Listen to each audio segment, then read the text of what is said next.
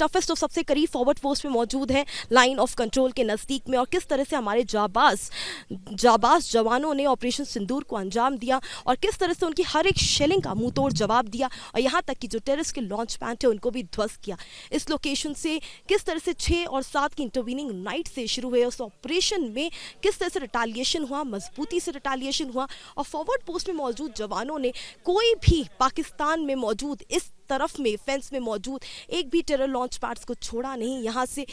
पाकिस्तान की दूरी और उनके लॉन्च पैड्स की दूरी महज 400 मीटर की दूरी पे है और यहाँ पे ऑपरेशन सिंदूर कैसे कंडक्ट किया उसकी पूरी ज़बानी हम अपने जवानों के मुँह ज़बानी ही सुनेंगे, हमारे ब्रेव हार्ट्स के द्वारा। चलते हैं, आज देखते हैं इस फॉरवर्ड। मेरे पीछे जो इस वक्त L-17 एयर डिफेंस गन है उसको देखा जा सकता है। ये वही गन है जिसको इस्तेमाल किया है हिंदुस्तान की सेना ने और जिस तरह से जो फॉरवर्ड पोस्ट है टांगड़ा डिस्ट्रिक्ट में एयर डिफेंस फॉरवर्ड पोस्ट इसे कहा जाता है और जो L-70 की पोजीशनिंग है उसके मद्देनज़र आज ये समझने की कोशिश की जा रही है अनफिल्टर्ड कि किस तरह से ऑपरेशन सिंदूर को अंजाम दिया गया, किस तरह से 6 और 7 की इंटरवीनिंग नाइट से जब पीओके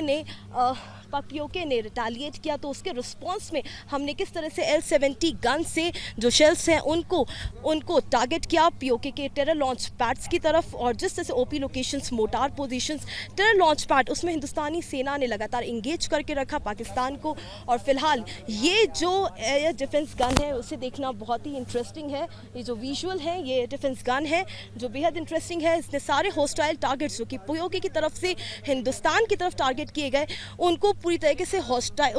न्यूट्रलाइज किया, इंटरसेप्ट किया। और यही वजह है कि आज ये बताना बेहद ज़रूरी है कि किस तरीके से ऑपरेशन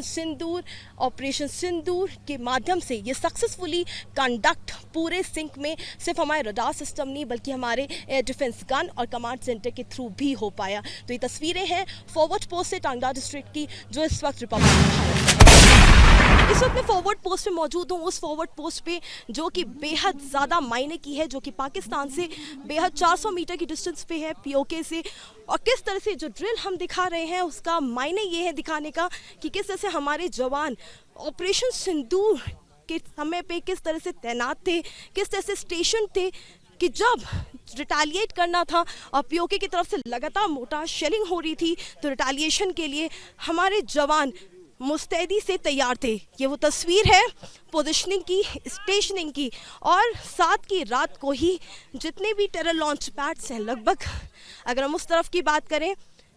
लगभग 7 टेरर लॉन्च पैड्स हैं जिनको कम्प्लीटली ध्वस्त किया गया हमारी इंडियन आर्मी द्वारा। और जो जाबाज हमारे जवान हैं उनको साफ तौर से देखा जा सकता है, उनकी स्टेशनरिंग, उनकी पोजीशनिंग